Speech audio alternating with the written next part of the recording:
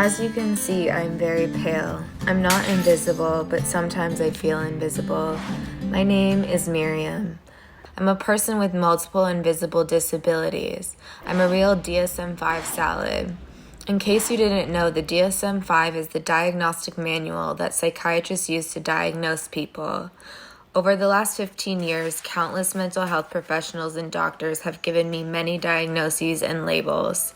Sadly, there were a series of misdiagnoses, but some of the labels found a legitimate home with me. Here's the truth. I have severe OCD, treatment-resistant depression and anxiety, autism spectrum disorder, ADHD, and PTSD. And I have a stack of medical records to prove it. Combine all those legitimate diagnoses with the confusion of my auditory processing issues, and I have a real circus of a brain. As a baby, I appeared normal and healthy, but looks can be deceiving. According to my parents, I was always very hard to soothe. They rocked me to sleep, and I think until I went to kindergarten. I had an extremely narrow comfort zone. My mom would joke that I was like Goldilocks. Everything was too hot, or too cold, or too soft, or too hard, or way too loud. To this day, I have trouble calming down and going to sleep. My story began to intensify when I was 15. It was becoming very clear that I was not like other kids my age. I was suffering crippling amounts of anxiety and depression, and my autism just magnified everything. I used the attention I received from boys as a distraction, but in secret, I was still sucking my thumb. I cycled through countless problematic coping techniques and developed rituals in attempts to calm myself. I was pulling out my hair, picking at my skin until it bled. Psychiatrists prescribed me large amounts of various strong psych medications. The medications and the persistent anxiety made it impossible for me to concentrate. I could hardly walk straight, let alone make decent grades or plan for college.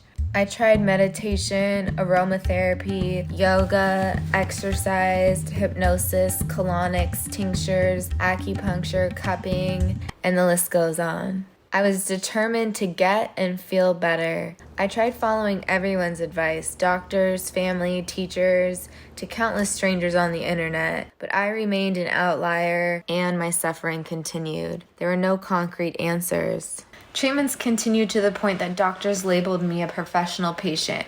That became my new identity.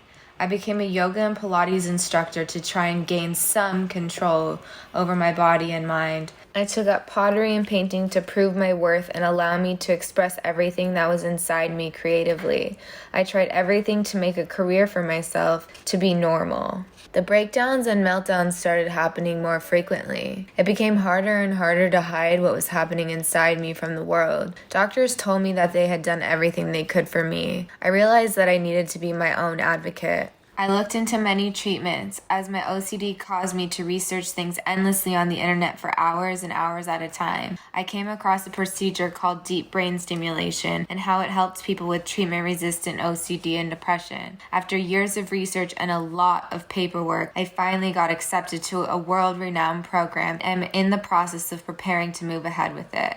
I would not have survived without my support system, my dad, my mom, Auntie Talia, and my little dog Monkey. They are why I'm here today. Having an invisible illness makes you feel so alone for so many reasons. No one believes that you are sick or have significant challenges. In my case, people quickly found out I was not the pretty porcelain doll that I looked like on the outside. I lost friends because I was too intense, had too many problems, or was not available for social events because I was going through a rough period. The causes of my pain and agitation were invisible to the world. People just kept telling me there was nothing wrong with me. You just need to smile more. Even though it is scary to leave myself so vulnerable, I'm telling my story in hopes that I can encourage others to share their stories too. There's freedom in revealing your truth. We must raise awareness and find ways to bond over our similarities instead of comparing our differences. This is how we will be able to end the stigma. We each need to continue fighting despite feeling frustrated and hopeless at times. Each of us has a unique and powerful voice. I am not invisible. You are not invisible.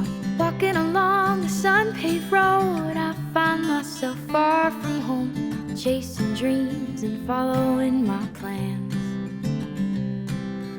Soles of my shoes are wearing thin. I don't think anyone's listening. If they did, they'd understand. Keep some of the good for yourself. Hold on to all the good that's left. There's always a chance to stand and be true. Believe in yourself the way I believe in you. Believe in yourself the way I believe in you. Today I wanted to stay in bed and never leave my warm, safe head. Forget about the things I said when I was dreaming.